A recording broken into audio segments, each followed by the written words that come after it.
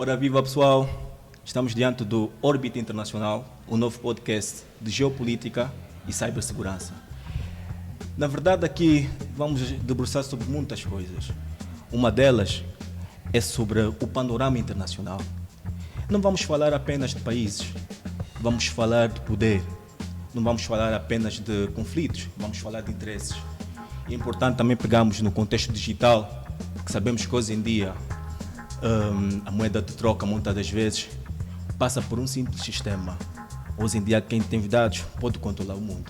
Hoje vamos orbitar a nível global, vamos viajar pelos continentes, de Burkina Faso a El Salvador, da China à Rússia e o Médio Oriente por si só.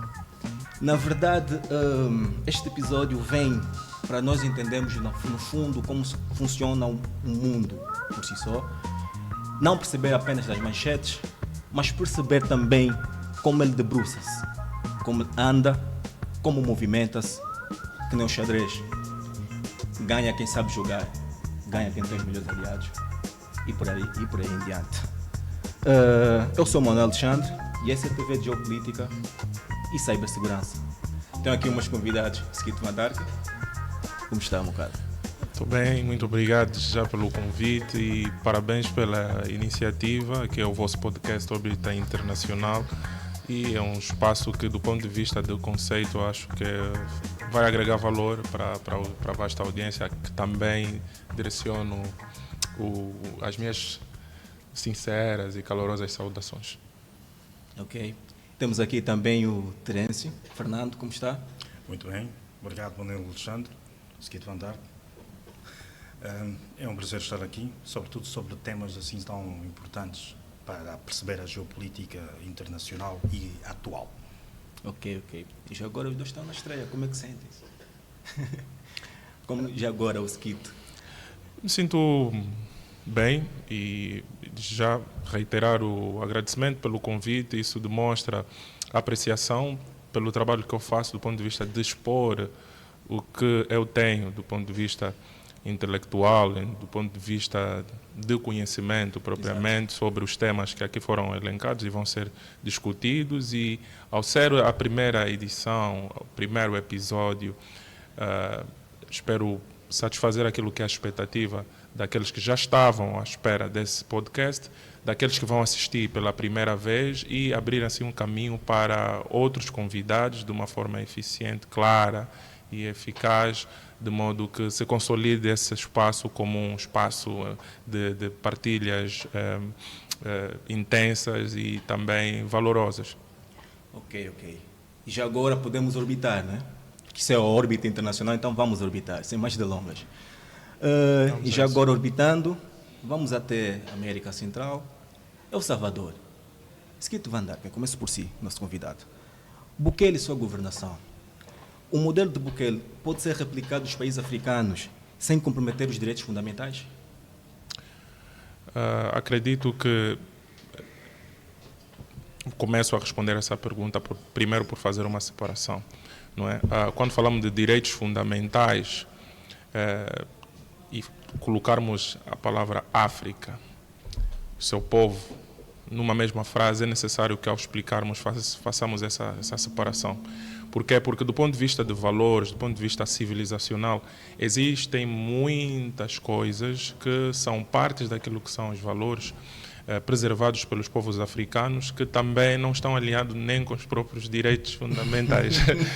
Portanto, em termos culturais, existem muitas práticas que estão desalinhadas com isso. Portanto, era preciso dar essa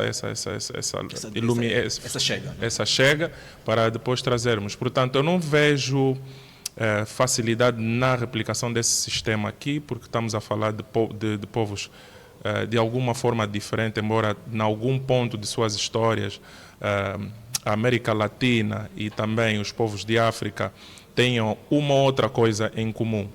O modelo de Bukele é, na verdade, na sua essência, um conflito entre eficiência e moralidade, não é? Moralidade num aspecto já mais abrangente ou num aspecto mais profissional, da observação daquilo que é o exercício dele do poder político, estamos a dizer que é justamente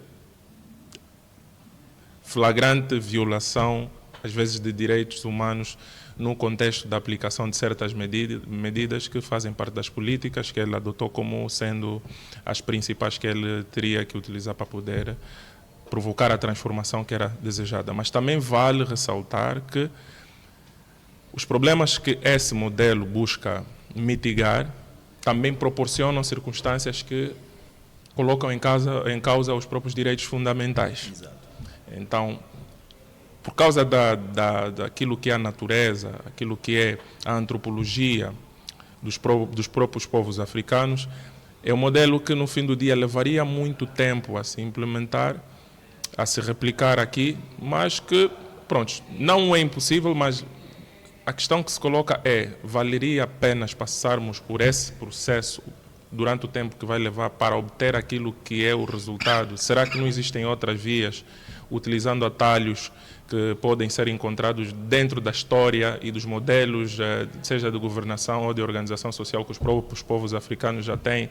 Portanto, é uma questão aqui que deve ser discutida e não começarmos a partida por olhar aquilo e dizermos que funciona, que tal replicarmos aqui e fazermos com que isso dê resultados. Já tentamos essas réplicas no passado, Exato. com o modelo soviético, o modelo marxista-leninista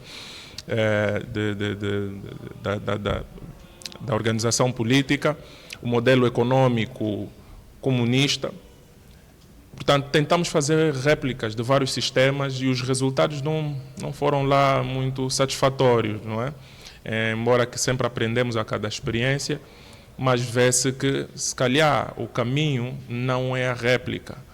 O caminho, se calhar, seja justamente nós encontrarmos dentro de nós mesmos, dentro daquilo que nós somos, a capacidade de fazermos uma reflexão profunda, apontarmos para os problemas e as evidentes resoluções. Porque os problemas de que enfermam as sociedades africanas, do ponto de vista de organização, têm soluções claras. As soluções delas são óbvias. Vou dar um exemplo. O problema do saneamento básico, ele é tão simples de resolver, ele é tão claro, não é? O problema das doenças tropicais, que são muito frequentes por exemplo, aqui, debaixo dos trópicos, a nível de África, também são... As soluções já andam estudadas, já existem. O problema é justamente nós colocarmos as coisas na balança e entendermos, será que isso pesa tanto ao ponto de sacrificarmos esta atitude que nós temos, que não é salutar, de modo a obtermos esse resultado? E, de novo, é um conflito às vezes com a moralidade. E essa própria moralidade consolidada apresenta-se de forma codificada naquilo que muitas das vezes são as premissas do direito internacional, dos direitos fundamentais, direitos humanos. Portanto, é uma série de coisas e eu acho que mais do que isso, acredito que o meu colega de painel se calhar possa e queira acrescentar, mas eu começava por dizer que é isso, não é? Não replicar, porque já tentamos replicar várias coisas. Se replicarmos, será que o tempo que vai tomar vai valer a pena e aquilo que é o impacto é sustentável? Uma sociedade africana como a sociedade angolana vai aguentar sustentar o resultado? Porque as dinâmicas são diferentes, as realidades são diferentes. São diferentes. E tudo isso conta, não é? Exatamente. Agora, para si, Terence Fernando. Bem, concordo plenamente com o Skito. Há um aspecto importante a considerar. Adaptar um sistema governamental e as suas desinências para um outro continente implicam vários fatores. Os fatores políticos, culturais, económicos e por aí afora. Um dos aspectos importantes que devemos considerar sempre é que o sistema de Bukele é perfeito, tem falha, imperfeito ou um sucesso já confirmado. Bukele começou muito bem. Desde o momento em que ele tornou-se prefeito da capital de El Salvador, que é San Salvador, ele teve políticas muito bonitas e levou a cidade em si em grandes patamares. Também resolveu muitos problemas sociais que eram muito importantes naquela altura de se resolver. Ele está desde 1919, isto é muito importante, mas há que realçar, a partir de 2022 El Salvador entra numa crise económica considerável, onde começamos a verificar também certas faltas até certo ponto, de elementos sociais básicos dentro do país em si. É um país não muito rico, não um país até considerado pobre, que dependia muito da questão do cultivo em si. É um país pequenino, tem cerca de, se não estou em erro, 2.000 e poucos quilómetros quadrados e uma população aproximada de 6 milhões de habitantes. Então, gerir um país com 6 milhões de habitantes é uma tarefa não tão difícil quanto as outras tarefas de países que têm que gerir, por exemplo, monções e tudo mais. Mas, entretanto, Bukele começa bem. As políticas sociais muito boas, mas o que chama a atenção é o facto de ele ter reduzido a criminalidade, como dizem as estatísticas, por cerca de 98%. Isto assusta, ver as estatísticas da criminalidade e violência em si serem reduzidas por 98%. Eu diria, reduzir algo a 98% e um fenómeno difícil de se extinguir, porque criminalidade não se acaba, quer queira, quer não, está sempre presente. Fome não se acaba. Há aspectos que só se reduzem, não se acabam. Então ele reduziu a infimidade possível e aceitável nesse período de mandato. Repito, ele está desde 2019 no poder. Atualmente, falamos em nível de criminalidade em 98%. Isto é incrível. Sim, isto é incrível. Isto é de refletir até os aspectos mais ínfimos disto. Ele acaba por ter políticas muito boas, mais baseadas na questão da segurança. A segurança é muito, muito importante. Até na Declaração Universal dos Direitos Humanos também fala sobre o direito à segurança. Acho que no artigo 3, sim, fala da questão da segurança.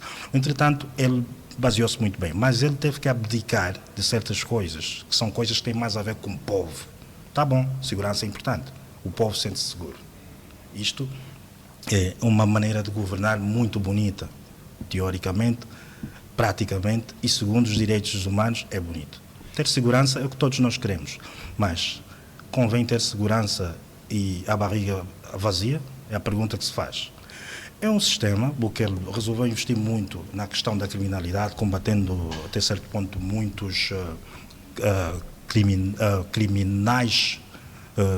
criminosos ligados à questão do tráfico de droga e tudo mais. Só de realçar que o El Salvador já foi dos países mais violentos do mundo e com um nível de criminalidade acentuada dos que mais assustaram o mundo. E ele conseguiu fazer isto. Em consequência de tal, por exemplo, um dos grandes aspectos porque ele conseguiu realizar uma proeza muito importante, ele tem uma prisão próximo da capital, próximo de São Salvador, acho que é em São Vicente, sim, em São Vicente, com certeza absoluta, fica mais ou menos a leste de São Salvador. É a Secote, que é o centro de confinamento para terrorista. É uma das prisões mais elogiadas do mundo. Exato. A maior parte dos estadistas elogiam essas prisões. E até há potências e países muito desenvolvidos que tentam fazer alguma espécie de acordo para ver se mandam alguns prisioneiros muito, muito violentos para lá, para o Secote. É uma prisão boa, porquê? Porque reduziu até certo ponto a criminalidade. Os mais perigosos vão para lá e estava-se para aprovar uma lei de pena de morte para os criminosos de nível top, que também isto já vai contra os direitos humanos e tudo isto. Mas, por exemplo, nesta prisão há relatos de maus tratos. É aí onde entra a questão dos direitos humanos. Mas Bukele tem uma frase importante que nós devemos considerar. Direitos humanos só devem ser dados a humanos direitos. Eu gostava de ouvir também um comentário, por exemplo, do meu colega do painel, se concorda com essa expressão, que direitos humanos só devem ser dados a humanos com direitos. Humanos direitos, desculpa.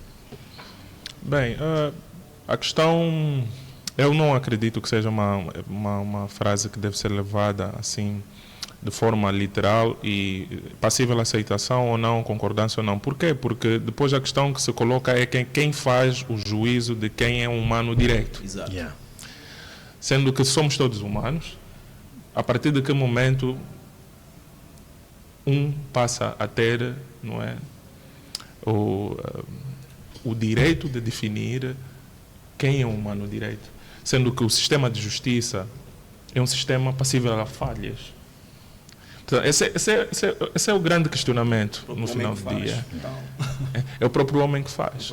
No fim do dia, nós corremos o risco de haver instrumentalização desta frase e daquilo que é o seu efeito na prática a favor de quem está investido nas vestes de definir o que é um humano direito. Portanto, eu sou uma pessoa que nessa questão prefiro uma espécie de equilíbrio e defendo, sobretudo, em última instância, a liberdade individual. A liberdade individual. O indivíduo deve ser livre. Livre até mesmo de estar sujeito a um sistema como esse. Um sistema que podemos dizer que seria distópico, seria absolutista, em que pessoas na posição de juízes poderiam ser influenciadas a ditarem o futuro das massas. Já tivemos experiências como essas. Tivemos, por exemplo, um regime que, do ponto de vista conceitual e filosófico, formulou uma ideologia que categorizava os seres humanos em classes e níveis de importância. Quem eram os humanos direitos e quem não era. E sabemos o que é que isso deu. Sim. Deu um pouco daquilo que nós somos hoje, do ponto de vista de sociedade. Ou poderia ser mais extremo. Deu-nos aquilo que levou a Europa à explosão.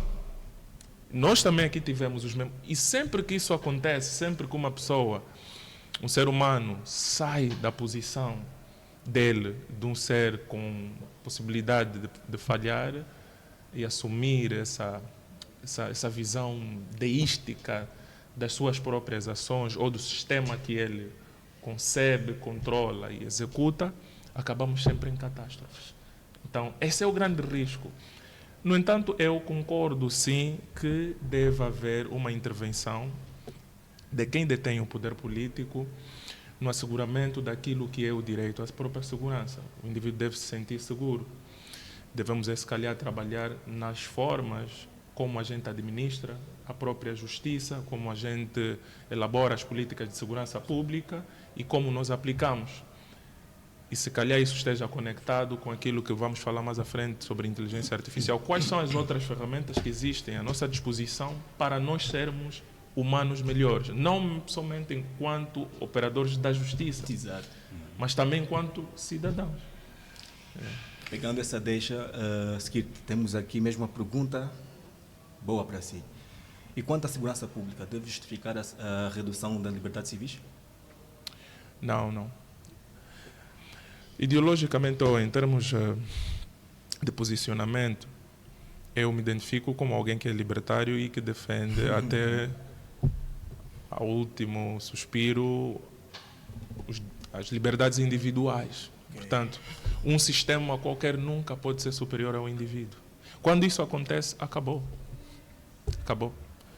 Sempre que estamos na presença de um sistema, seja ele sistema de segurança pública, sistema de justiça, sistema de educação, que se coloca acima do indivíduo, então nós temos um problema. Eu estou a partir do princípio que é um indivíduo são. Porque o indivíduo que seja considerado soberano da sua própria vida, um cidadão, de facto, porque existem premissas para ser chamado de cidadão, para estar no contexto republicano de uma cidade sujeito a um sistema de segurança, para ascender à categoria de cidadão, você deve cumprir certos pressupostos. Então, o que é que eu estou a dizer? Um cidadão que já cumpriu com esses todos os pressupostos, ele tem que ter um sistema de segurança que seja ou faça jus àquilo que é o nível em que ele ascendeu. Seja do ponto de vista da apreciação, quer da aplicação das medidas de coerção. Então, é ali onde eu digo que, para situações especiais, medidas especiais, a aplicação não deve ser generalizada. E eu acredito que os especialistas em segurança pública sabem disso. Se calhar uma boa parte da população não sabe, mas é possível, na aplicação de certas medidas, fazer o isolamento e, inclusive, a quarentena de determinadas circunscrições geográficas em função do nível de perigo que se apresenta àquela sociedade. Então, eu seria a favor da suspensão de certos de certas liberdades individuais e certos direitos fundamentais em contextos específicos. Existem dispositivos legais para essa aplicação, inclusive dentro do nosso próprio ordenamento jurídico. Portanto, é possível sim, mas não de forma generalizada. É necessário que lá em casa as pessoas percebam que nós não podemos entregar poder demasiado ao sistema. Exato. Terence Fernando, pensa o mesmo? Tem uma opinião diferente? Eu penso o mesmo. Para já, a questão do sistema de governação de Bukele é importante em questão de segurança e é onde ele mais enfatizou. A governação dele é mais para segurança. E depois vem as questões sociais que ele tenta, até certo ponto ao nível do seu mandato, tentar enquadrar para melhorar as falhas que ele também criou com o sistema de segurança exagerado. Pois é, mas, por exemplo, há relatos de violações de direitos civis, direitos fundamentais, de forma muito grotescas, mesmo no exemplo que eu dei da Scott. Então, a questão é, por exemplo, tem havido relatos de que muitos inocentes têm sido presos para ele tentar mostrar que está a combater a criminalidade. Então a questão, o sistema falha ali. E também muitos deles não têm tido, por exemplo, um advogado, não têm tido um direito à defesa, que é outro direito também muito importante para nós seres humanos. A Declaração Universal dos Direitos Humanos fala sobre tudo isto. A questão o direito à vida tem que estar sempre acompanhado do direito à liberdade, tem que estar sempre acompanhado do direito à segurança. Então, tudo isto é importante. Já no artigo 5º e o 4º fala, por exemplo, também da questão da não escravatura, né? Não escravatura. E nessas prisões tem acontecido também até certo ponto umas escravaturas indiretas, né? Os presos são obrigados a trabalhar como escravos. Como é que se classifica que uma ação é escravatura ou não? Isto é um aspecto muito importante que tem que ser analisado de forma muito, muito penetrante. E nem sequer temos especialistas dentro destas prisões para analisarem, por exemplo, se o sistema está ou não a infringir ou a obrigar os prisioneiros a serem escravos naquela situação. E depois a questão também, mesmo o artigo 5º fala sobre as questões de punição e como é que eu posso dizer, punição e direito a penalizações físicas, né? Tipo tortura, maus tratos e tudo isto.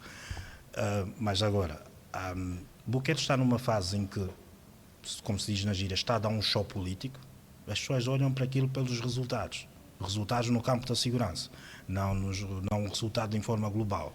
Eu acho muito sinceramente, as potências hegemónicas têm a tendência de apoiar um lado que lhes interessa e depois, quando acontecem os opostos, né? Se for num Estado, por exemplo, em que não lhes interessa, eles não têm muitos interesses em tentar expor os lados negativos. Por exemplo, do meu ponto de vista, esse sistema de governação de Bukele é uma faca de dois gumes e mais cedo ou mais tarde as coisas vão começar a sair pela culatra. Aplicando isto nos nossos sistemas africanos, não funciona. A África tem coisas muito mais importantes a que se preocupar. Não estou a querer dizer que a questão da segurança não seja importante, por favor.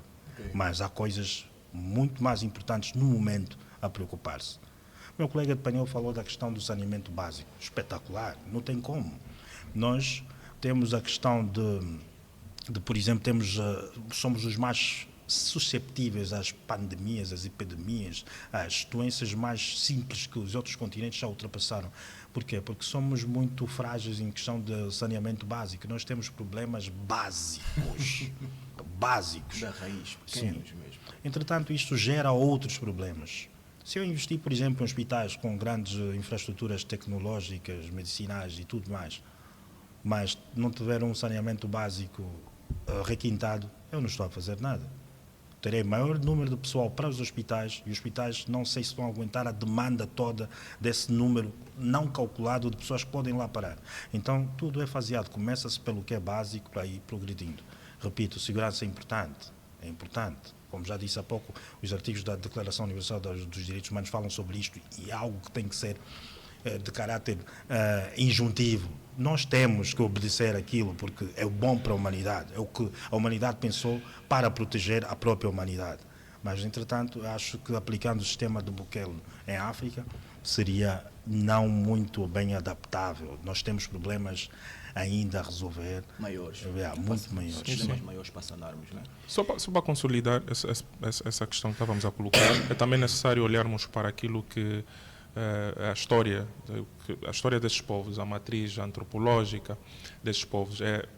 A América Latina enferma de um problema de violência que não é novo. E esse problema descende mesmo desde o tempo dos impérios. O tipo de espiritualidade, a questão da prática comum de sacrifícios humanos, às vezes entre esses povos no passado, a forma como eles, o culto à morte, por exemplo. Portanto, aquilo é uma outra cosmologia, uma outra cosmogonia, uma outra antropologia. Quer dizer, é um povo muito diferente, por exemplo, do nosso. Evidência. Exato. Eles são povos, digamos assim, sem ser pejorativo, que do ponto de vista da vivência social são sangrentos. São sangrentos. O derramamento de sangue é algo que é parte da essência deles. Okay? A ritualística deles, desde os tempos passados, sempre. E, portanto, se nós olharmos para a matriz dos povos africanos, quase que acontece o contrário. Portanto, não encontramos paridade no nível da... Portanto, quando eu digo isso é o reflexo. A forma como atua humilhante o crime organizado, as facções criminosas na América Latina, não é da mesma forma como atua aqui, sobretudo por causa de filosofias como o Ubuntu, que acaba por ser o ponto de convergência de muitas das culturas, principalmente a sul do Saara.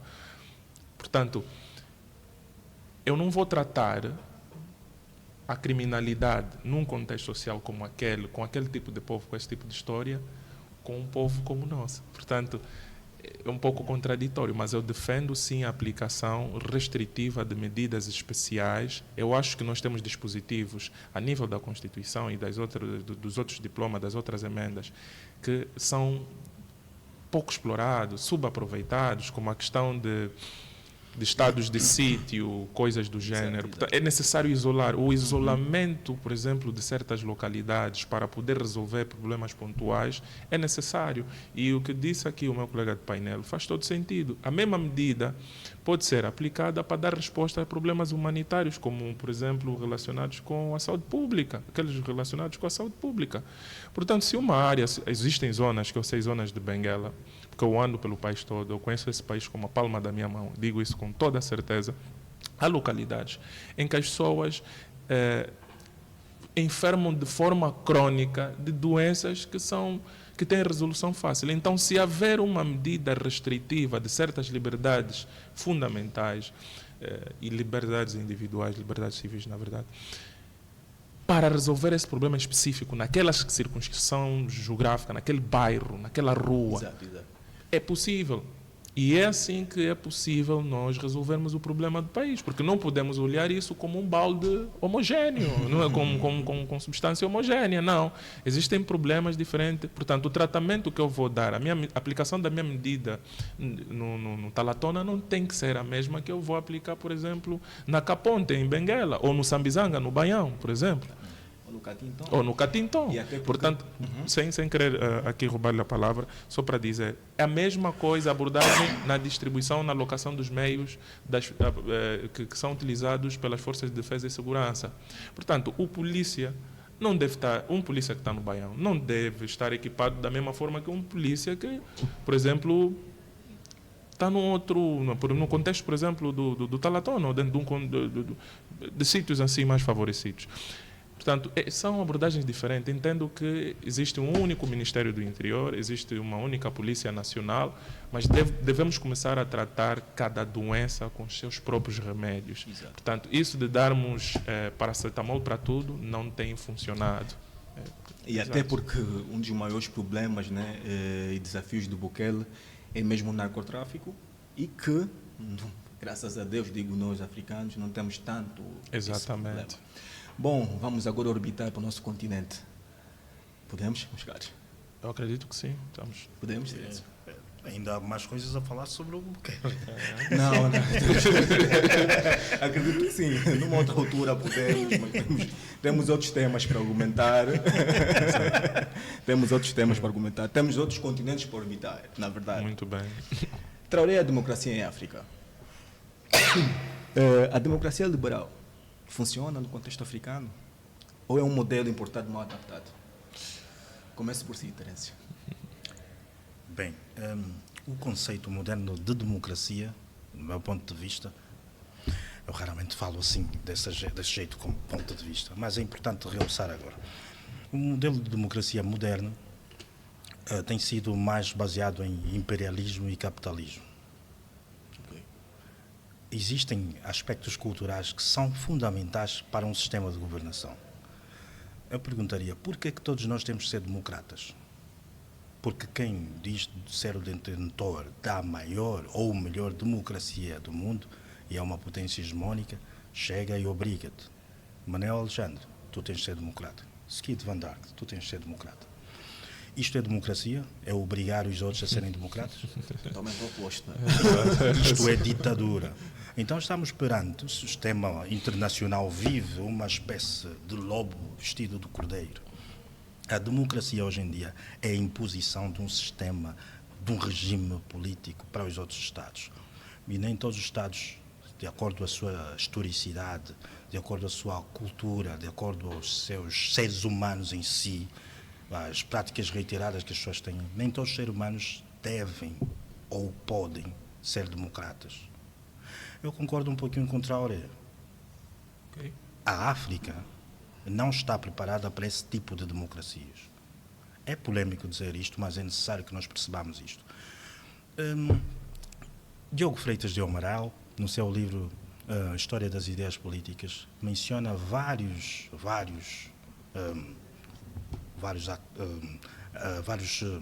filósofos que defenderam vários regimes políticos.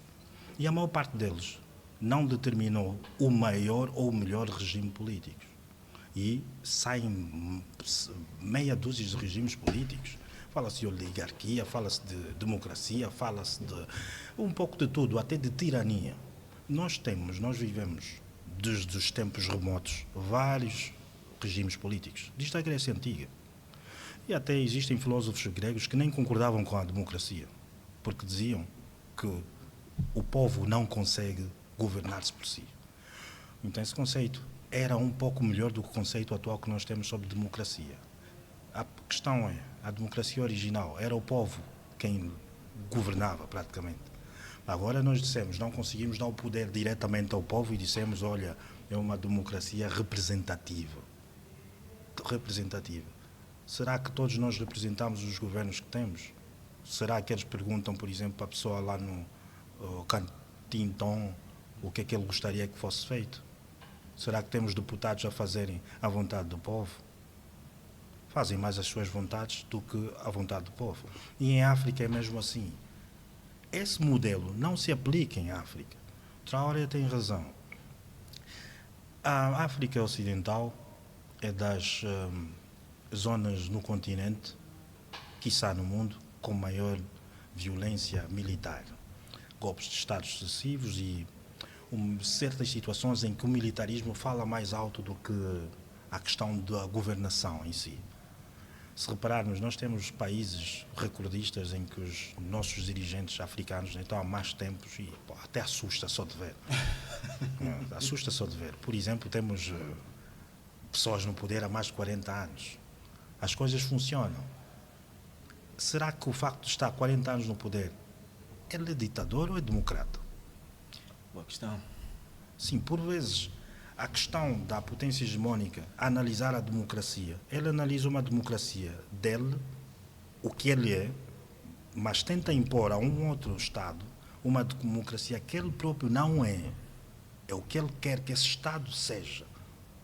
E, na realidade, esses Estados depois acabam por ser vassalos, acabam por ser dependentes das grandes potências hegemónicas. Muitos Estados a nível do mundo desenvolveram até com sistemas políticos diferentes à democracia. Havia monarquias que ajudaram muito a desenvolver certos Estados, oligarquias que ajudaram, até ditaduras que ajudaram Estados a se tornarem potências. Se calhar numa próxima ocasião podemos falar sobre isto. O mais importante para um regime político é se ele é funcional, não se ele é bonito só no papel, porque a democracia é muito bonita no papel. Todo mundo fala da democracia como se fosse o único sistema político, o único, e que adapta-se a todo mundo. Isto não faz sentido. Existem vários sistemas, vários regimes políticos. E cada nação deve adaptar o que melhor lhe convém, não o que as potências hegemônicas obrigam a ser. Líbia, Iraque, Afeganistão, Síria, e tudo isto foram obrigados a aceitar um regime político, que não faz parte contextual, cultural, não faz parte até da religião que eles têm. A democracia não serve para todo mundo. Nós não podemos classificar como se fosse uma opinião pessoal. Isto acontece, que a democracia é o melhor regime político do mundo. Se é bom para mim, pode não ser bom para ti. E eu tenho que respeitar a sua soberania, a sua cultura, o seu modo de vivendos e, sobretudo, a sua população. A população é importante. É importante. A democracia que funciona em França não funciona no Burkina Faso. Porque mesmo a democracia francesa é diferente da democracia americana. Existem muitos aspectos. Por que é que nós temos que impor na cabeça dos africanos que a democracia é muito importante e é o que deve ser? Se não for, são atacados e acontece o que aconteceu com a Líbia. O que é que a democracia trouxe à Líbia, por exemplo? Destruição, penúria, trouxe fome, trouxe calamidade. Eu concordo até certo ponto com Ibrahim Traoré.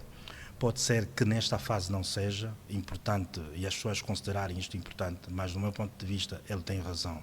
Democracia não serve, especialmente para o povo burkinabé, ali na África Ocidental. São estados que sofrem volatilmente e de repente acontece um golpe de Estado quando até as pessoas pensam que estão seguras, os governos pensam que estão seguros, mas não estão, caem logo. Por que que a Burkina Faso, o Benin saíram da CEDEAO, por exemplo? Existem situações em que tu tens que adaptar para o teu povo, não o que os outros dizem ou obrigam a ser. Já reparou com o Ibrahim Traoré como é que o Burkina Faso desenvolveu? E aquilo é considerado ditadura? Aquilo é militarismo? Não. Aquilo é militarismo, mas ele não é nenhum ditador. Ele não oprime a sua população. O mesmo, por exemplo, vai estar um pouquinho descontextualizado, mas é importante também realçar isto. Uma república islâmica não é ditadura. Eles são religiosos. Nós não podemos pensar que todo mundo tem que ser como nós, porque nós pensamos que a nossa maneira, nós achamos que a nossa maneira de pensar é correta. O facto de tu seres religioso quer dizer que a minha maneira de pensar é completamente diferente da sua. Eu tenho que respeitar as tuas crenças. E essas crenças são inerentes a todos os outros aspectos sociais, culturais, governamentais. Nosso livre-arbítrio, Sim, nossas liberdades e tudo isto. A população africana precisa primeiro desenvolver. E desenvolver depende das políticas que cada um vai adaptar para o seu povo. Não a política que vem de fora. Alguém nos diz, olha, para desenvolver temos que ser democratas. E temos visto que o tal regime changing, a tal imposição que o imperialismo traz aos regimes políticos só tem trago desgraça. Okay. Primeiro, Burkina Faso teve a sentar-se um pouco, esperar que as coisas fiquem mais calmas. Ele está a fazer um bom trabalho. E depois, se quiser, tirem-lhe do poder ou matem-lhe. É o que vai acontecer. Como acontece. É o que vai acontecer, com certeza. Skit, estamos em concordância ou discordância? Estamos numa ambiguidade. Bem, bom também. Primeiro é a forma como colocas, né? Traoré e democracia na mesma frase. Acho que é antagônico. E eu tenho uma máxima que eu coloquei numa das minhas músicas, uma música intitulada Quem Tem o Controle, em que eu digo assim: governos estão condenados ao fracasso. O individualismo é a próxima forma de Estado. Para dizer o quê? Todo sistema, toda forma de governação que não tem o indivíduo como o objetivo final em termos de satisfação, não funciona. Portanto, todo sistema, todo tipo de governação que é personalizado em que há uma prática de messianismo, não funciona. Não funciona. Para já nenhum sistema funciona a 100%. Por isso é que eu defendo que o indivíduo deve ser potenciado. A solução não está nas políticas, a solução não está nas políticas de quem governa. Está na atitude de quem é governado. Se tu tiveres boas políticas, mas a minha atitude para com essas políticas for reativa, contrária, nós estamos em conflito. Ao partilharmos a mesma sociedade, vais entender que estamos num conflito, se calhar um conflito armado. Percebes? Portanto, não é sobre Traoré, não é sobre Burkina Faso, mas é a forma como nós, enquanto seres humanos, olhamos para nós mesmos. Cada ser humano é uma unidade, é uma singularidade, ele deve ser potenciado e ele deve ser capaz de, individualmente, poder almejar, buscar aquilo que lhe traga satisfação, porque vejamos, existem muitos aspectos daquilo que são as medidas que estão a ser adotadas pelo Traoré que se traduzem em satisfação pública. Mas eu duvido muito que nesse exato momento, e que estamos claramente num cenário em que quem defende aquilo que ele está a fazer diz que claramente isso não é uma ditadura, isso é um modelo que demonstra ser eficaz e que respeita a liberdade das pessoas, mas eu duvido que no contexto do Burkina Faso, quem tem a opinião contrária de que não haver eleições ou haver partido político, a opinião dele está a ser respeitada. Voltamos na mesma questão que eu coloquei. Portanto, a partir de que momento é que nós entendemos quem é o humano direito, quem é que está certo.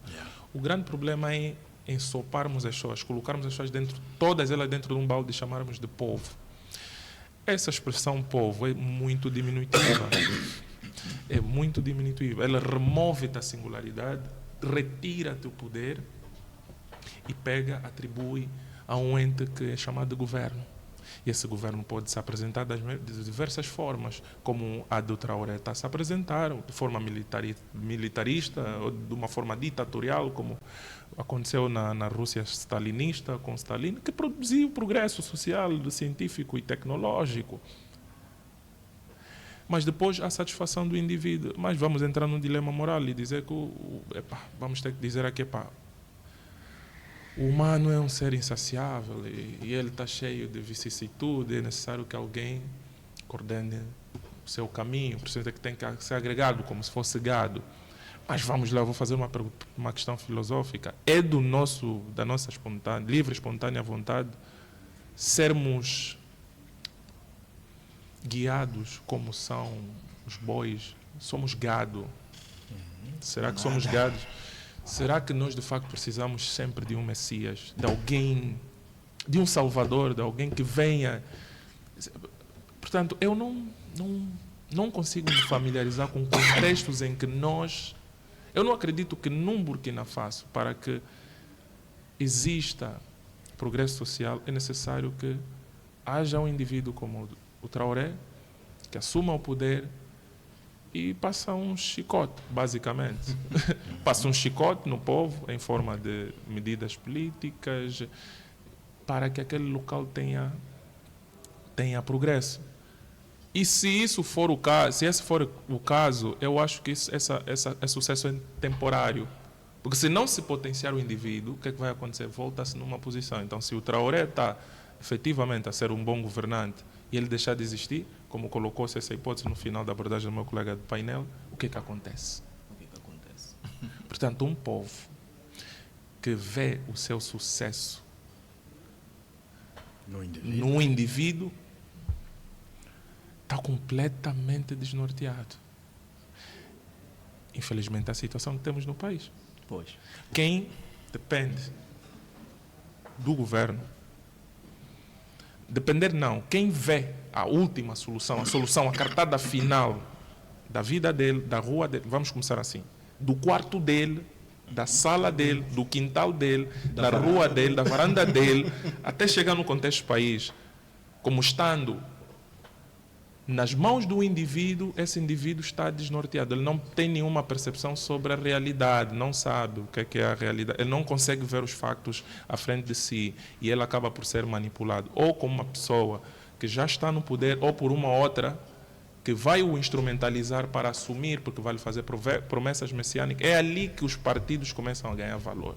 É aí que os políticos começam a aparecer como pessoas que, de facto, devemos depositar neles as nossas confianças. E se formos a reparar, as sociedades que têm o poder mais próximo do indivíduo, organizadas no nível mais pequeno, vamos falar, por exemplo, em termos de administração pública, autarquias, em pequenas unidades, conseguem dar melhor respostas. Conseguem. Essa é a minha visão. Obrigado. Bom, penso que sobre Traoré estamos sanados. Orbitando agora para a Eurásia, China e Rússia, meus caros. Pronto, no cenário global. Estamos esperando o fim da hegemonia ocidental ou a uma reconfiguração do poder? Começo agora por si, Skip. Bem, nós estamos claramente num cenário de um mundo multipolar. Quer dizer que o mundo, de uma forma geral, não gravita 100% ao entorno daquilo que são os interesses ocidentais. Portanto, e sempre nós viemos da Segunda Guerra Mundial, justamente por causa dessa multipolaridade, experimentamos aquilo que foi um período de hegemonia dos Estados Unidos da América, como poder hegemônico, que foi muito curto e que vemos hoje claramente que, bem, as coisas não são assim. Hoje conseguimos entender que os Estados Unidos é uma superpotência, mas não um superpoder.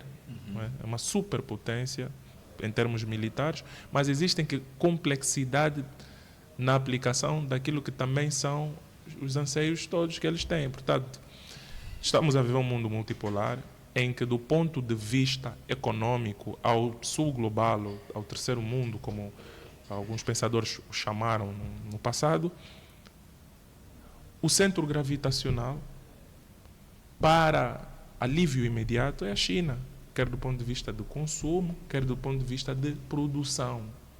Estou a te dizer, produção comercial, produção científica. O centro gravitacional para onde esses Estados estão-se a direcionar para verem sanados os seus problemas é a China. É só veres o quanto nós fazemos comércio com a China. E há quanto tempo? Então vais compreender que mesmo desde o período de 2008, que já muitos dos Estados africanos já faziam muito comércio com a China. Naquele contexto, naquele cenário, e agora os números dispararam absolutamente, nem se fala daquilo que é o investimento chinês cá em África. Sempre que estamos na presença disso, estamos a falar que estamos num contexto multipolar, porque o polo de ser militar pode ser político ou pode ser econômico. Então, do ponto de vista econômico, na perspectiva multipolar em que o mundo se apresenta, o centro gravitacional, do ponto de vista de bens de consumo, é a China. Do ponto de vista militar, para o sul global, por que eu continuo a chamar a atenção a essa? Porque é o resto do mundo, como dizem. Mas se fores a somar aquilo que é a população, aquilo que é o PIB somado dessa área, começas a compreender que o Ocidente não é assim tão hegemônico quanto parece, não é a potência absoluta. Porque tu vês mão de obra, tu vês recursos naturais que estão ainda no subsolo, não explorados, tu vês a força de trabalho, pessoas em idade jovem, tu vês o consumo, ok? O poder de compra, que não é tão grande, mas consegues compreender. E cada uma dessas grandes potências tem uma série, um grupo de países a gravitarem ao entorno deles. Se for, por exemplo, na questão militar, vai ver que no sul global, muitos dos países, para assegurarem os seus exércitos, adquirem e compram muito do material bélico a Rússia, já faz algum tempo, ok? Então, do ponto de vista militar, o sul global, por exemplo, sempre viveu esse cenário multipolar em que sempre teve a escolha de poder gravitar ao entorno da sucessora legal à luz do direito internacional da União Soviética, que é a Rússia, através da compra de armamento. por exemplo. Mas que do ponto de vista de serviços, que é uma das principais exportações dos Estados Unidos, o mundo há muito tempo gravita em torno dos Estados Unidos, em termos de serviços básicos. Quando eu digo serviços básicos, muita gente pode estar a dizer, mas que tipo de serviço eu estou a dizer? Estou a dizer que os serviços que estão por detrás de tudo que possibilita com que isso tudo exista. Estou a falar, por exemplo, de uma empresa como a Microsoft, que tem uma cota do mercado em termos de sistemas operacionais em desktop, laptops no mundo, estrondosa. Portanto, essa produção comercial vai ser feita por cima de algum software, de algum computador para fazer o projeto no Visio ou no PowerPoint. Isso tudo assenta naquela camada de serviço. Que também 90% de cobertura mundial. Exatamente. Portanto, é ali onde o mundo depois revê-se como gravitando por trás disso. Onde é que nós temos que ter alguma atenção com relação àquilo que é os Estados Unidos hoje? Bem, estamos a colocar aqui um cenário de multipolaridade, mas nós temos que compreender que existe um absolutismo que pouca gente percebe, a China já percebeu isso, os russos já haviam percebido isso há muito tempo, embora que todos os esforços, já existem limitações estruturais para eles poderem alcançar isso, mas a China vai fazendo esse trabalho. É que grande parte daquilo que é a vida moderna assenta numa base tecnológica sustentada pelos Estados Unidos da América. E a reboque disso vem aquilo que é a obrigatoriedade de nós gravitarmos politicamente ao entorno disso. Tu tens situações, por exemplo, tivemos situações por causa da guerra da Ucrânia em que um grupo tipo, houve uma política promulgada pelo Estado norte-americano que obrigou com que o Linus Torvald, que é o criador e o mantedor do Linux, impedisse com que desenvolvedores russos já não contribuíssem para o código do kernel do Linux. Percebes? Nós temos questões tão sensíveis e é aberto, né? É open source. Percebes?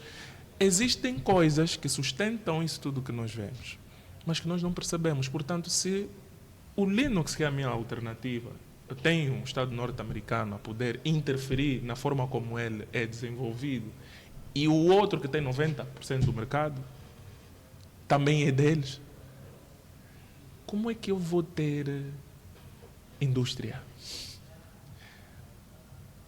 Os processadores vão estar a rodar que sistema operativo? É isso que eu chamo a atenção às pessoas. A hegemonia dos Estados Unidos é absoluta nesse sentido. Portanto, vai levar muito tempo. E somente a China não será capaz. Somente a China não vai ser capaz. Temos alternativas a surgir, mas todas assentes nisso. Portanto, porquê? Porque os Estados Unidos é um Estado, do ponto de vista de composição, multicultural. Estamos a falar de povos, de talentos de toda a parte do mundo, patentes que são registrados por indivíduos de toda a parte do mundo, mas em nome ou a favor de um único Estado, em questões de arbitragem internacional dos Estados Unidos da América. Portanto, ou seja, o xerife vai continuar a ser xerife vai continuar a ser xerife por muito tempo, porque a China vai desenvolver, vai continuar a trazer inovações, mas a China tem uma limitação, que é a questão a limitação que existe na China em termos de nacionalidade. O teu contributo enquanto angolano, enquanto qualquer outro cientista de uma outra nacionalidade, encontra uma barreira dentro do mercado chinês para consumo. Por isso é que eles têm políticas muito restritivas. E isso é uma faca de dois gumes. Possibilita com que eles cresçam como um país, mas impossibilita eles fazerem isso na mesma velocidade que os Estados Unidos fez e vai fazendo. Portanto, é necessário compreender que o mundo ainda respira, assenta, a vida moderna, essa vida que nós temos, assenta naquilo que são as patentes, em grande parte delas registradas nos Estados Unidos da América. Estamos a falar, você pode dizer que essa mesa foi produzida aqui, está bem, mas alguém teve que fazer esse projeto, se calhar em 2D ou em 3D, e teve que usar algum software. Esse software estava rodando algum sistema operativo, e esse sistema operativo estava rodando algum hardware. Qual é a cota-parte dos outros países dentro da composição desses equipamentos? E nós estamos a entrar para o contexto da inteligência artificial. Portanto, é necessário refletirmos isso e o posicionamento dos nossos Estados para com os Estados Unidos deve ser mesmo de muita cautela, de muita estratégia, praticar um pouco de ambiguidade estratégica, não estar contra, não estar a favor, evitar comprar brigas e posicionamentos que são desnecessários. Nós temos muito que aprender ainda com o Império Norte-Americano. Temos muito que aprender, muito que absorver, todos nós. Eu digo que há uma expressão que eu digo, no fundo nós todos somos os Estados Unidos da América. Nós, todo o mundo é os Estados Unidos da América por causa disso. Porque quando tu vais para lá, compreendes que aquilo são vários povos que compõem aquilo para que aquilo seja aquilo que é. Mas é necessário que hajam alternativas e a China é uma alternativa e vai fazer com que essa dualidade, tal como existiu, esse antagonismo que existiu entre a União Soviética e os Estados Unidos, depois a Rússia e os Estados Unidos, nos levou até onde nós estamos. E também essa competição que existe comercial entre a China e os Estados Unidos vai beneficiar o mundo. O mais importante é não partirmos para o belicismo. O mais importante é que essa concorrência continue e que vença o melhor. Que vença o melhor no final do Sim. dia, né? Terêncio, o seu contributo quanto a isso? Bem, uma reconfiguração é necessária e está a ser feita. Mas isto não implica que estaremos obrigatoriamente perante uma nova ordem mundial. Isto pode ser... E são possibilidades. Pode ser que aconteça, pode ser que não. Estados Unidos, poder hegemónico absoluto depois da queda da União Soviética, né? Mas, mesmo assim, eu ainda acho, desculpa a expressão e vou ser um pouquinho agressivo, ainda acho que os Estados Unidos é um tigre de papel. Yeah. Justifique, meu caro, justifique. Sim, ao longo desse período todo, da bipolaridade e depois da unipolaridade, né? Desde 1945 até agora, os Estados Unidos mostrou força, mas nem sempre provou ter força. Os Estados Unidos, por exemplo, participa nas duas segundas guerras mundiais como alguém que está ali nos bastidores a observar e, como se diz na gíria, agitar todo mundo. Os Estados Unidos entra para as duas guerras mundiais já no final, quando os outros já estão cansados, destruídos. Os vencedores estão destruídos. A União Soviética teve o maior esforço para derrotar Hitler. Fez o maior esforço. A Alemanha nazista. O esforço foi da União Soviética. Mas, no final, aparecem como aliados, e eram aliados, entre aspas, com um certo antagonismo. Os Estados Unidos aproveitam ali e vem com o plano Marshall, que facilita até certo ponto a reconstrução da Europa. E a partir daí, os Estados Unidos praticamente impera-se como a maior economia, mas tinha o outro lado, o lado soviético. E o mundo fica dividido em duas alas. E há uma guerra fria, em vários sentidos, que influenciaram muito o mundo. Depois da queda da União Soviética, ou antes ainda, os Estados Unidos começaram a meter muita coisa na nossa cabeça, coisas incríveis. Os Estados Unidos era capaz de nos convencer que um indivíduo ia para a guerra no Vietnã e destruía todo mundo. Um Rambo, um Chuck Norris. Incrível. A informação é importante. A desinformação é fatal. Se eu tentar passar uma imagem de que sou muito forte, quase todos acreditam. Por quê? Porque eu tenho tecnologia suficiente para tu poderes assistir ao meu canal e eu estou a dizer que eu sou forte, estou a mostrar que tenho um Rambo que destrói um exército, tenho os melhores competidores nos Jogos Olímpicos, tenho os melhores cientistas e tudo, mais cientistas que por vezes também foram roubados, né? Não é verdade? Sim, sim. Yeah, foram buscar cientistas de um sítio e de outro, tá bom, estão as condições, agora, a partir de agora és meu, és norte-americano. E aquele orgulho americano, mostrar que é bom, por vezes, tentar mostrar que é bom, não significa que tu és bom em tudo. Meteu-se em várias guerras. Vietnã, perdeu. Com vergonha, perdeu. Meteu-se em várias guerras, até no Golfo Pérsico, até no Afeganistão, mais recentemente, se assim pode-se considerar, e tudo isto. Do meu ponto de vista, os Estados Unidos é uma potência. Mas, no entanto, não é tão forte quanto parece. Porque, militarmente, a Rússia também prova que é uma grande potência. Tem as maiores ogivas nucleares, o maior arsenal nuclear, isto determina tudo. Militarmente falando, tu podes ter o maior exército do mundo, podes ter as melhores táticas militares do mundo, mas se eu tiver uma bomba nuclear, só forte. A coisa aquece. Sim, é o caso da Coreia. Tem bombas nucleares. Eu, por exemplo, vamos lá supor, meu país é Terenciolândia, né? Com uma bomba nuclear, só mesmo uma, não preciso ter duas. Vai haver respeito. E sou forte. Sou dos poucos que tenho. E qualquer coisa, uma bomba nuclear é capaz de destruir a tática do teu exército, o número de soldados que tu tens e por aí afora. Deixa-te destroçado. Só para teres noção, as bombas nucleares de Nagasaki e Hiroshima mudaram o cenário mundial para sempre. Hitler já mudou com a Segunda Guerra Mundial, começando a Segunda Guerra Mundial. E como a guerra acabou? Com bombas nucleares. Isto intimidou a humanidade. Entretanto, a Rússia é potência por possuir o maior arsenal nuclear do mundo. Os Estados Unidos sabem disto, por isso não se mete com a Rússia e por isto esteve todos os anos a lutar desde 1945 a 1989 para derrubar a União Soviética. Em todos os sentidos, economia, tecnologia, militarismo e tudo. Não podemos esquecer a Rússia nesse sentido. Há um professor meu que eu admiro muito, disse uma vez que a Rússia não está a fazer guerra contra a Ucrânia. A Ucrânia, praticamente para o russo, a Ucrânia pertence à Rússia. Aquilo é mesmo uma operação militar especial. É, de facto. Imagina que Putin fosse como Hitler, chegar e bombardear. Era uma vez a Ucrânia. Era uma vez a Ucrânia. Aquilo é que é guerra. Entretanto, a Rússia ainda tem força militar. Para tu seres o poder hegemônico incontestável, tu tens que ganhar em vários sentidos. No lado militar, no lado económico, no lado político, na influência, até na propaganda política e na propaganda, na sua diplomacia de Estado, e tudo isto. Lado económico, a China é uma potência económica que assusta os Estados Unidos todos os dias. Quem está no governo dos Estados Unidos, sempre que acorda, imagina a China e diz, estamos mal. E não podemos esquecer um aspecto importante, relevante na China. A China é uma espécie de comunismo de frente. É um comunismo que também tem uma economia também de mercado e é uma confusão tremenda. Só não podemos esquecer que ao longo de muito tempo os chineses foram meio que fechados e até certo ponto também xenófobos.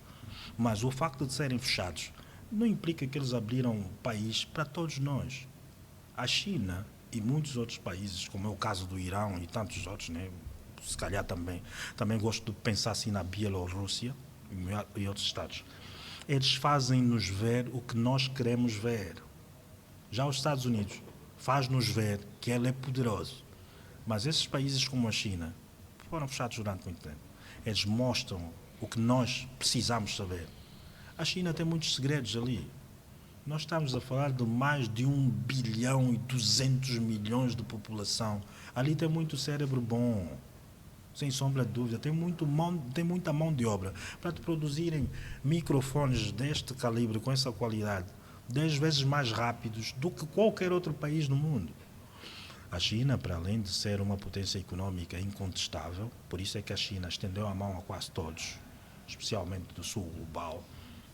Nós no terceiro mundo, essa expressão já não se usa muito mais, desculpem, nós aqui no sul global, a China estendeu-nos a mão. A China está mais em África do que os Estados Unidos. Okay. Por questões políticas, por questões estratégicas, económicas. Mas eu também duvido que os Estados Unidos, com aquela arrogância, teria capacidade financeira e capacidade de justiça de ajudar como a China ajuda. Tá bom, não existem almoços grátis. A China tira os seus dividendos, mas está aqui a apoiar quase toda a África. Apoia. Os Estados Unidos nem quer saber. Economicamente, a China torna-se mais forte ajudando quem precisa. Por quê? Porque tem lucro na ajuda. Não há almoços grátis. Sempre que a China ajuda alguém, também ganha ao ajudar. Então, economicamente, a China é incontestavelmente das maiores potências do mundo. E até há analistas que dizem, nem sabemos, se calhar a China é mais potente economicamente do que os Estados Unidos. Outro fator importante, fator tecnológico. Sim. Deixa-me só dar duas chegas no fator tecnológico. Sim, o fator tecnológico, hoje em dia, também temos as grandes empresas de grande nome a dominarem o mercado. Mas essas empresas também acabam por estar já em dependências e decadência. Os Estados Unidos em si provavelmente vai implodir. Provavelmente. Os impérios têm fases, e ele já está na fase mesmo de decadência, segundo alguns analistas. Em termos tecnológicos, a China, por exemplo, produz um pouco de tudo, sem ter que ter aquela dependência que acontece com os europeus e os americanos e tudo mais. O relógio que eu uso é chinês, mas de grande marca. Não quero aqui mencionar a marca. Hoje, em tecnologia, até os televisores que nós usamos, que vai de acordo ao consumo mais prático e mais direto, é chinês. Os chineses conseguem hoje em dia fazer marcas que são all-in-one, incorporam um pouco de tudo e fazem ter um preço que eu consigo comprar, nós conseguimos comprar. O americano não. Tira as características desse produto e faz, olha, ele é de cor azul, mas ele, o outro produto, tem tampa azul. Faz vários produtos para tu pagares neste e estás limitado num recurso. É verdade. Mas a China engloba tudo isto. Exato. Tecnologicamente é importante. E tecnologia influencia em tudo. Em tudo. Vamos falar de inteligência artificial Vamos falar daqui a pouco. Terêncio, precisamos mesmo de um pouco Sim, de mas intervalo. deixa-me só concluir uma parte importante. A tecnologia influencia em tudo, ao ponto de nós estamos a vermos agora uma guerra assimétrica na qual a tecnologia faz questão de mostrar que é muito importante. Ok. Bom, vamos agora a um curto intervalo e voltamos já, não é, meus caros? Ok. Bom, continuando ainda o contexto sobre a China e Rússia no cenário global, de uma forma provocativa, meus caros, a África acaba por ser uma colônia ou uma parceira da China e da Rússia? Começo pelo Terêncio. Bem, colônia não diria. O conceito de colonização é muito mais complexo do que isto. Pesado, Sim, na e verdade. é pesado para os dias de hoje. Mas parceira também é um termo meio dúbio de se utilizar hoje em dia. Nas relações internacionais, a questão de parceria é sempre inerente aos interesses. Os interesses que um Estado tem em relação ao outro. Eu diria que mais para a China e para a Rússia é um pouco pesado, mas nós somos uma espécie de instrumento para os objetivos que a Rússia e a China têm. O que eu estava aqui a dizer, por exemplo, sobre a questão dos investimentos em África. Até para o nosso caso, nós tínhamos solicitado uma cimeira de doadores depois de alcançarmos a paz. A União Europeia e outros países, e até os Estados Unidos, negaram-nos. A China estendeu-nos a mão. Parece ser um ato de filantropia, mas a China tem os seus interesses e por isso é que nós nos endividamos tanto quanto nunca antes, ao ponto de depois termos que até assinar com o FMI, mas são questões meio complexas e um dia falamos sobre isso com mais calma. Mas, entretanto, nós servimos como um instrumento, a África em si, para que essas potências atinjam os seus objetivos. A Rússia também tem, Cimeira Rússia-África, por exemplo. Se nós analisarmos todos os pontos ali, há mais interesses para a Rússia do que para a África. Infelizmente, quando Estados menores não têm capacidade de barganhar, não têm capacidade de negociar, eles acabam por ser uma ponte para os Estados mais fortes atingirem os seus objetivos. Seguinte, nenhum posicionamento, nem por isso? Sim, eu concordo sim com o Terêncio quando ele fala que em relações internacionais não há amigos, não há amizade, o que existem são mesmo interesses. E partindo dessa perspectiva, o que eu posso dizer aqui é o seguinte: nós estamos num cenário de competição e onde nós nos posicionamos como fornecedores de matéria-prima que depois é refinado, é transformado em outros mercados. Mas somos uns fornecedores sem poder de barganha, tal como ele disse, que não têm poder de definir o preço do que ele fornece. E por que é que nós não temos capacidade de definir o preço? Porque não alcançamos a soberania. O que é soberania? Atualmente define-se por soberania, não no contexto acadêmico, mas naquilo que é a praxis, o que nós vemos, define-se como Estado soberano aquele que tem o controle, o poder sobre o núcleo. Poder nuclear. Exato. Efetivamente é isso. Soberania, no fim do dia, acaba por ser definido como quem consegue controlar o núcleo de um átomo. Portanto, hoje, controlar o núcleo de um átomo, saber como enriquecer o urânio, como fazer fissão ou fusão nuclear é que define o Estado soberano. E nós não alcançamos isso ainda.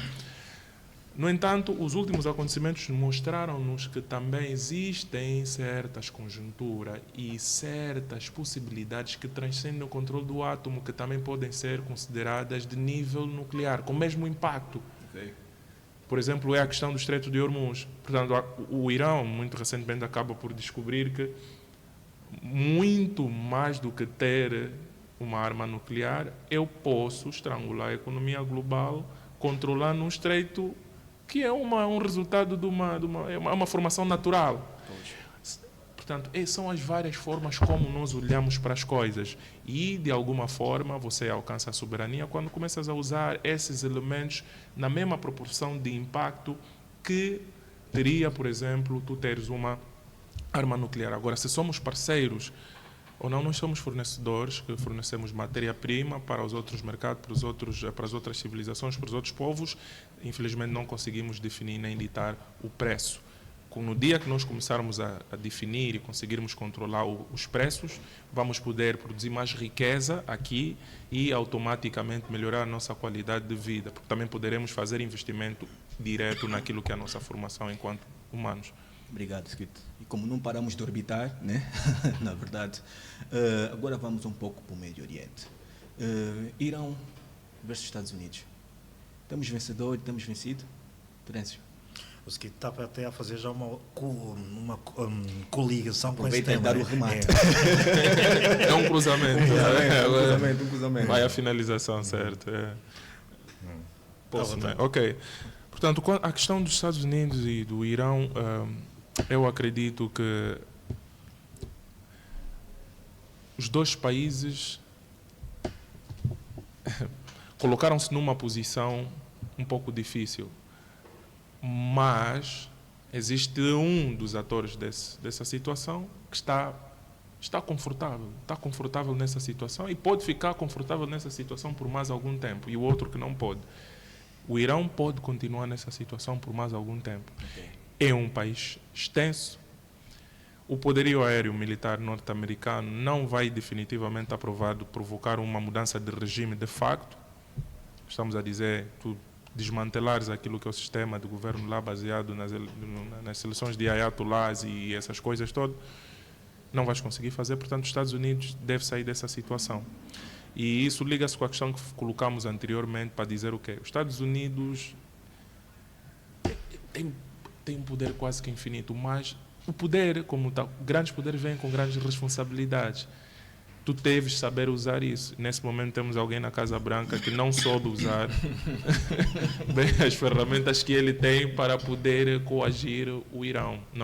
Não encontrou os dispositivos. Os Estados Unidos dispõem de inúmeras ferramentas para poder derrubar um regime como aquele, mas os que ele escolheu eram os menos apropriados e colocou-se numa posição que ele passa essa impressão, que é aquilo que o Terêncio estava a dizer, que os Estados Unidos se calhar seja mais ou menos, não seja tão poderoso como eu diria que os Estados Unidos sim têm poder de facto, mas isso depende de quem está na Casa Branca. É como uma arma na mão de alguém.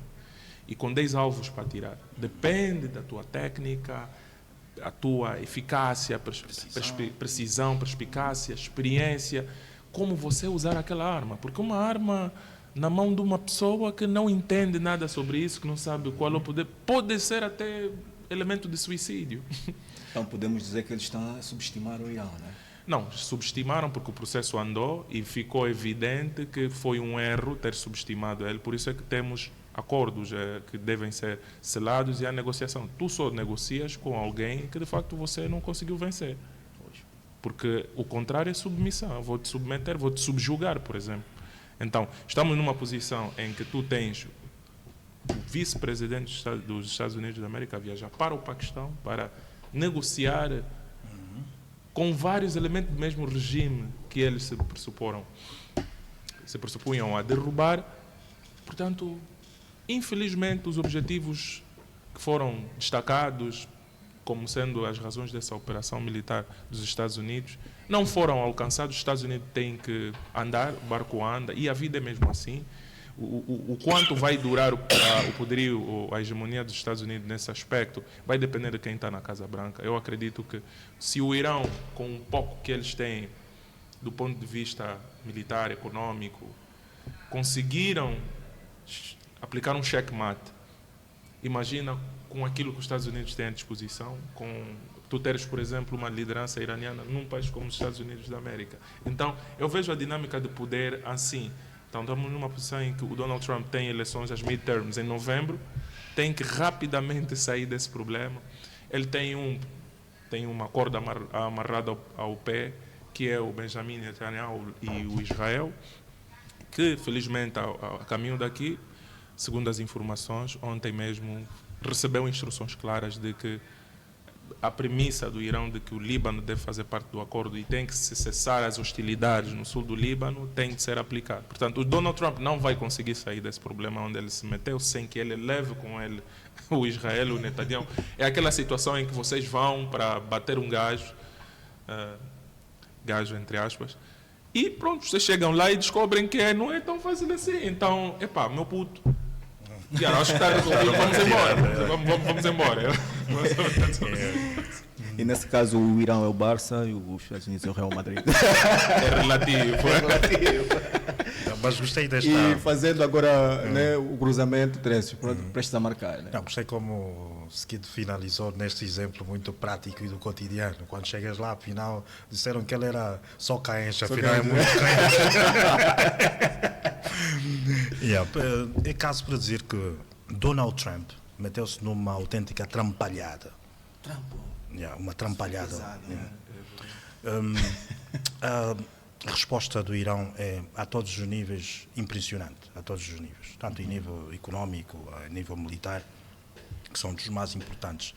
Entretanto, uma potência hegemónica, a tal, que eu chamei há pouco de tigre de papel, chega ali e perde mais uma guerra. Na realidade, os Estados Unidos já perdeu essa guerra. O Irão é praticamente tem uma cultura milenar. Eles são persas, eles existem como cultura há milhares de anos. O Irão tem uma geografia difícil de se conquistar por invasão terrestre, aérea ou marítima, difícil. Os Estados Unidos querem mudar o regime. Não se muda um regime sem meter boots on the ground. Se quiser mudar realmente o regime, vai ter que ter tropas lá no terreno. E isto é quase impossível, conquistar o Irão por terreno. A geografia do Irão é complexa. Para quem já leu Tim Marshall, o Prisioneiro da Geografia, explica-se muito bem essas questões geográficas. E o Irão é um labirinto, desde os desertos, as montanhas, as planícies, o mar, os mares o mar Mediterrâneo, né? O Mediterrâneo não, o mar onde tem o Estreito de Hormuz, esqueci-me do nome agora. Então são geografias complexas e depois cordilheiras de um lado e do outro lado nas fronteiras para este, é muito complicado se penetrar ali. Outro aspecto importante, o Irão, também não nos esqueçamos, é uma potência militar naquela região, uma potência sonante, potência mesmo. Tem como adversário também Israel, Arábia Saudita e tudo mais, mas o Irão é uma potência militar. E depois outro aspecto importante, o Irão tem recursos petrolíferos e energéticos dos maiores do mundo. Tem a vantagem do Estreito de Hormuz. Então, é um conjunto de qualidades que o Irão tem, que eu diria, os Estados Unidos, faça o que quiser, perdeu a guerra. Por que eu digo que perdeu a guerra? Porque temos que analisar um aspecto importante. Um Estado forte para perder uma guerra é só não ganhar. Um Estado fraco para ganhar uma guerra é só não perder. E o Irão não está a perder. E tudo leva a crer que o Irão não perderá. O Irão praticamente está a barganhar, está a negociar a seu bel prazer. Ontem o Irão pediu para que haja um o Irão pediu antes para que haja um cessar-fogo no Líbano. O Líbano tem lá o pessoal do Hezbollah e tal, são nossos proxies, então não queremos que ataquem o Líbano. Os Estados Unidos, ontem, decretou que vai haver um cessar-fogo de 2 semanas, na verdade, 2 semanas. Sim, os Estados Unidos, quantos? Sim, 10 dias. 10 dias, ok. Semana e meia. Os Estados Unidos está a dançar a música do Irão. A potência hegemônica, aquela que tem o Rambo e o Chuck Norris, que conseguem destruir um exército. Os xerifes. Os xerifes do mundo, os polícias do mundo, estão a dançar o que o Irão toca. Toca aquelas músicas persa-arábicas e tudo mais. Os Estados Unidos a dançar com o vestido. Então, e a dançarem bem, né? A dançarem bem. Neste momento, no cenário político internacional, o Donald Trump, depois da trampalhada que fez, está envergonhado. Exato. É a OTAN que não quer avançar, é a União Europeia que está a se desintegrar nas alianças com os Estados Unidos. Os Estados Unidos praticamente só não retira-se porque têm um líder orgulhoso que nunca diz que perde. Mas que hoje pode dizer uma cena e amanhã dizer outra. Vamos agora a outro tópico. Inteligência artificial. A IA vai criar mais emprego? Ou o contrário? Bem, a inteligência artificial vai criar sim mais empregos e isso vai depender de quem vai administrar isso a nível governamental, em termos de políticas, legislações. O que depois define se vai criar mais ou menos emprego são as políticas que são aplicadas para regulamentar o uso dessas ferramentas. Vou dar um exemplo. Nós temos uma política trabalhista muito protecionista. Tu tens uma estrutura de governo em que funcionários pouco eficientes, para não dizer pouco inteligentes, completamente inaptos, devem ser mantidos dentro daquela estrutura por uma questão de preservação dos postos de emprego, porque o setor privado também não é pulsante, não é tão pulsante assim para poder depois absorver essas pessoas. Portanto, certamente que quando começar-se a regulamentar aqui, a nosso nível, o uso das inteligências artificiais vai sempre se ter em conta a proteção de vários empregos. Muitas aplicações que a inteligência artificial tem vão sofrer limitações, não por limitações da própria tecnologia, mas por questões políticas. Então, existem unidades orçamentais do Estado que podem se resumir a uma VM, uma máquina virtual, rodar um modelo de inteligência artificial, como a GPU, e colocar aquele todo pessoal na rua. Hoje. Mas se tu fizeres isso enquanto governo, tu perdes a próxima eleição. O país entra em colapso. E estamos a dizer que estamos a falar de pessoas que estão no setor militar, na administração pública do Estado, com poder financeiro, que são pessoas que tu não pegas ele da noite para o dia e lhe tira a estabilidade, porque estes sim podem criar instabilidade.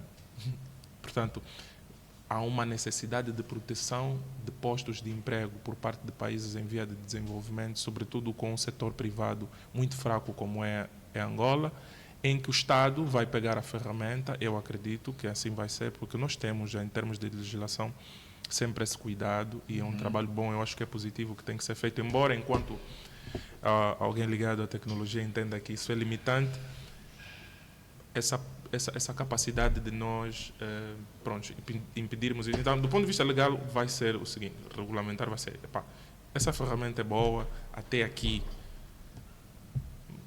vamos tentar impulsionar um setor privado, se calhar vamos impulsionar algumas empresas privadas, pequenas e médias empresas que tiverem a desenvolver tecnologia nisso, e esses vão empregar. Então, para poder inverter isso, é simples, é muito simples.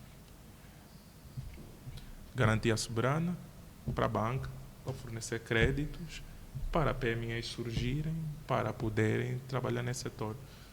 Mas nós, enquanto Estado, que somos o maior empregador, nós não vamos comprar a tecnologia. Eles vão vender isso ao próprio setor privado, a indivíduos. E o que é que vai acontecer no fim do dia? Muitos dos layoffs que vão surgir no setor privado. Portanto, os empregos que estão na estrutura governamental estão blindados. Estão blindados atrás daquilo que são as premissas políticas a nível partidário para proteger os resultados das eleições. Há quem possa dizer, não, mas muitas das vezes até as próprias eleições são fraudulentas. Eu não sei, eu só sei que temos um parlamento em que estão lá todos os partidos que participam nestas eleições. Se são fraudulentas ou não, se importa ou não proteger os fins eleitoralistas, acho que o parlamento, pela composição que apresenta, mostra que é assim que funciona. Parece que o Estado funciona Então, as eleições, os partidos tomam assento parlamentar, parece que está todo mundo ok. Recebem os salários, todos os deputados, eu não vejo nenhum problema. Portanto, eu acredito que é uma máquina que funciona, é eficiente no sentido da proteção disso, porque num contexto em que nós aplicamos o capitalismo conforme, a economia de mercado conforme deve ser aplicado, era necessário enxugar a máquina do Estado, deixar o Estado. O natural seria mesmo reduzir postos de emprego. Nós, hoje em dia, temos que decidir entre a eficiência e a proteção de postos de emprego. Queremos um país bom, eficiente, que cresce no segundo, mas também não queremos deixar cair as mangas podres, porque as mangas podres somos nós. É o teu pai, é o teu tio, é a tua mãe.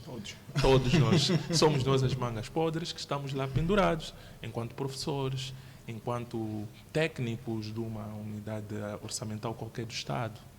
E fazemos pessimamente o nosso trabalho.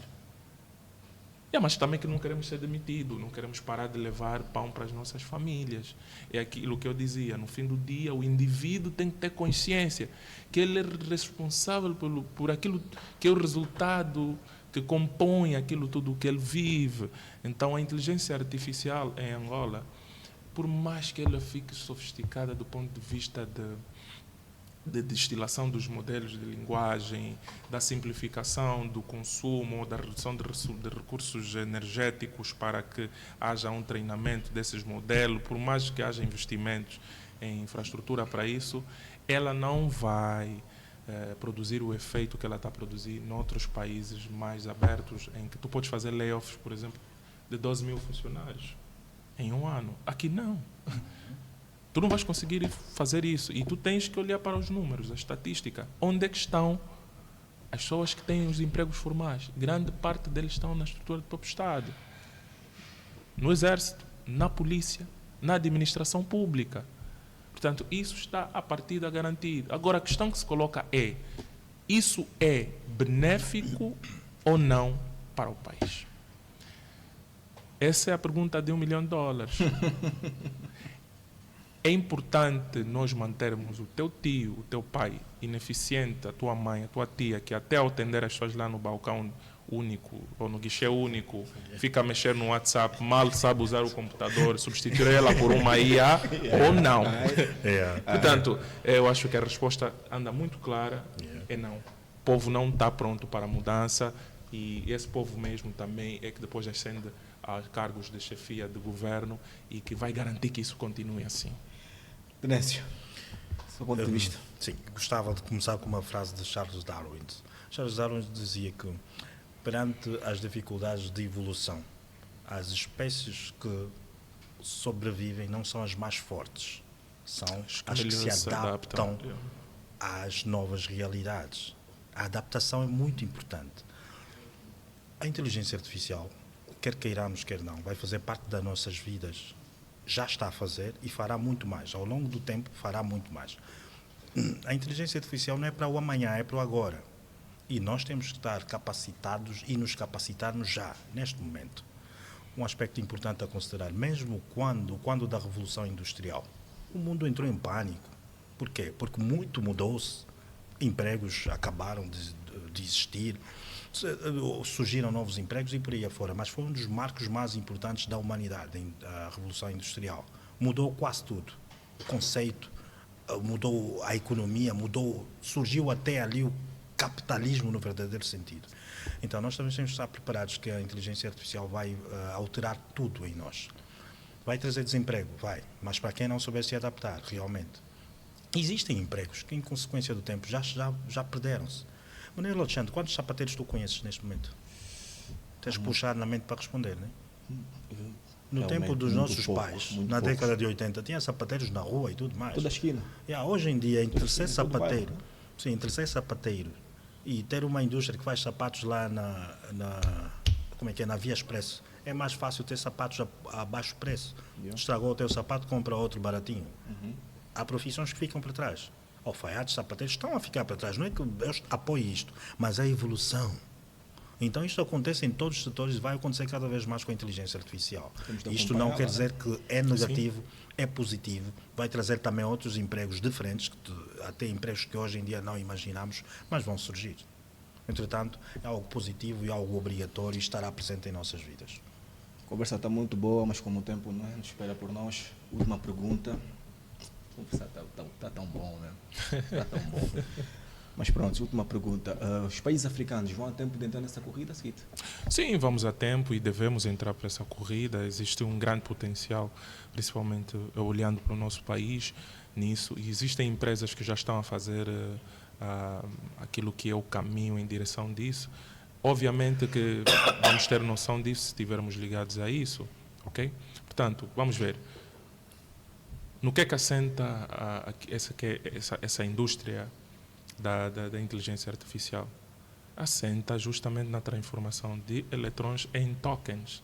Quer dizer, precisas de eletricidade para treinar os modelos e pronto. E esse ecossistema, os suppliers de uma ponta e de uma outra ponta é que criam isso. E essa energia, estamos a falar que a África é rica em recursos hídricos.